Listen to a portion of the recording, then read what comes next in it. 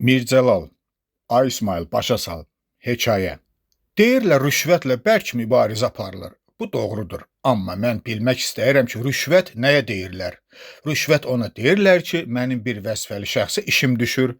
Qanun buna ziddir. Amma vəzifəli filan qədər pul verirəm, o da qanunu ayaqlayır, mənim işimi düzəldir. Buna deyirlər rüşvət. Bir də var ki, mənim nazir rəisi filan kəsə hörmətim, məhəbbətim var. Plov bişirəndə onsuz boğazıma getmir. Çağırıb dəstgah düzəldirəm. Bəzi alimlər güman edir ki, bu da bir növ natəmizlikdir. Ancaq burada nağd pul məsələsi yox. Natura ilə ifadə olunan rüşvət var. Amma bu işlərin eləsi var ki, nə rüşvət, nə də hörmət adlandırmaq olar. Bunun adını mən özüm də bilmirəm. Soruşanda deyirlər, yox, bu ayrı şeydir. Mən bilmək istəyirəm ki, ayrı şey yəni nə? Mən bir 10-15 il əvvəl Xaçmaz tərəfdə müəllim idim. Rayonun lap mərkəzində, meydanın qabağında, orta məktəbdə hesab dərsi deyirdim. Orada da bir paxodnu çəkmə geyən saçı kəsik arvad, daha doğrusu xanım var idi. Nə istəsə heç kəs onunla müzayiqə eləmirdi. Adı da Rütubət xanım idi. Görürdün Rütubət xanım budur gəldi, qəssaba işarə elədi. Əmi oğlu, o şaqqa necə şeydir? Erkək ətidir. Çək onu, baş üstə. Ya mədət. Qəssab şaqqanı çəngəldən götürüb tərəziyə qoymaq istəyəndə xanım səsləndi. Ya heç çəkmək lazım deyil, üç bir kağız aparım. O da baş üstə. Qəssab şaqqanı quyruğu da üstündə səliqə ilə qəzetə büküb verirdi. Rütubət xanım düzəlirdi yola. Mən təəccüb eləyirdim. Bəs niyə pul vermədi? Düşünürdüm ki, yəqin tanışdırlar, sonra haqq hesab çəkəcəklər. Həmin qadını aşxanada xörək yeyib ayağa duran, ağız burnunu silib çıxan görürdüm. Ya görürdüm ərzaq mağazasına girdi, qənddən, çaydan, düyüdən, yağdan səbətini doldurub çıxdım. Mağaza müdürü də baxa-baxa qalırdı. Lap məəttəl qalmalı işdir. Bəlkə lap kommunizmə keçmişik. Pullar götürülüb, mənim xəbərim yoxdur.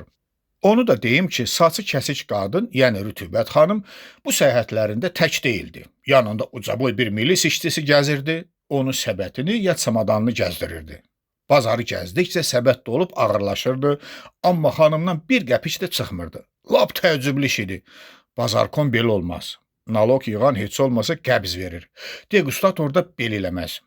Bir dəfə gördüm, təzə açılmış bəzzaz mağazasında Rütubət xanım top-top parçalar töküşdürdü. Hərəsindən bir paltarlıq kəstirib səbətinə yığdırdı, yoluna düzələndə bəzzaz çağırdı. Bura bax, nə var? Bacı, pulu qaldı axı. Nə pul? Parçaların pulu. Arvad yanındakına tərəf döndü. Ay İsmail yoldaş, sən başa sal. İsmail də bəzzaza yanaşdı ki, bənd olma. Necə? Deyirəm, bənd olma. Bəs necə olsun? Kişinin bacısıdır. Yaz spesə. Spesə yaz. Nəyə yazım? Spesə. Bəzzaz mat qalmışdı. Arvad barmaqlarını az qala onun gözünə soxub deyirdi. Bu qanmazı hardan gətiriblər bura? Məni tanımırsan? Yox bacı, tanımıram. Tanıyarsan. Keç otur yerində. Axı necə? Ay İsmail, bunu başa sal. Görəsən hansı dərədən gətiriblər? Güya Quba mahalında adam tapılmırdı. Başa sal, ay İsmail. İsmail də mağaza müdürünü səslədi. Müdür satıcının üstünə qışqırdı. İşin olmasın, spesdir, ya spesəm. Mən də kənardan bunları görüb mat qalırdım. Axı bu nə rüşvətdir, nə hörmətdir. Deyirlər bu qorxudandır. Qorxudan adam malını, pulunu quldura, oğruya yol kəsənə verər. O da dağda, xəlvət dərədə, yamacda. Axı günün gün orta çağı, şəhərin ortası, cəmaatın gözünün qabağı, Sovet hökumətinin oğlan vaxtı kişi niyə malını əldən versin, belə şey görünməyib canım. Qorxudan.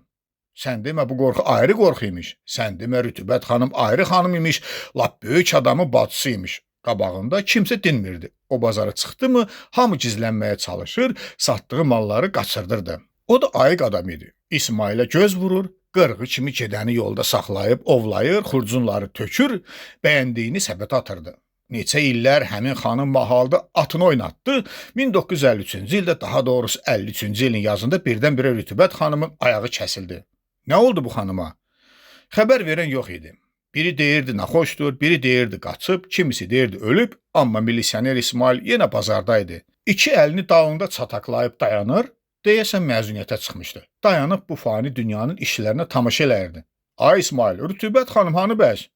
İsmail bir ayağını götürüb o birisini qoyub ətrafına baxınır, dinmirdi. Vaxtilə hamını başa salan İsmail indi nitqdən düşmüşdü, susurdu.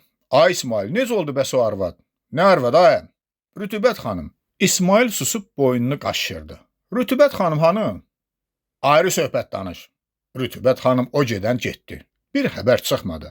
Rütubət xanımın şəhərdə boğazlı çəkməklə addımladığını, İsmailin kölgə kimi həmişə onu izlədiyini, əmrinə baş üstə deyib durduğunu, səbətini xüsusi bir zirəkliklə götürdüyünü görən adam deyirdi. Bu arvad rayonun Allahıdır. Heç güman etmək olmazdı ki, bu rayonda kök salan Rütubət xanım bu tezliklə yox ola. Amma 53-cü il yaman il idi. O ilin yazında nə oldusa Rütubət xanımın çərxi çevrildi. Xanım o gedən getdi, nə onu görə, nə də əmrini eşidən oldu. Şəhər cəmaatı gülüb sevinir, şükür eləyirdilər ki, çoxadan yüzbaşıdan yaxamız qurtardı. Rütubətdən var yox, bir İsmail qalmışdı. O da payız yarpağı kimi lap saralıb solmuş, kiçilib yüngülləşmişdi. Daha başa salmalı adam tapmırdı. Taqəti də yox idi. Rütubət xanım haqqında bir söz eşidəndə xəcalətindən qızarır, üzünü yana çevirir, xahiş edirdi. Ayrı söhbət danış. Getsin o günlər gəlməsin, ay İsmail. Sənə dedim ayrı söhbət danış.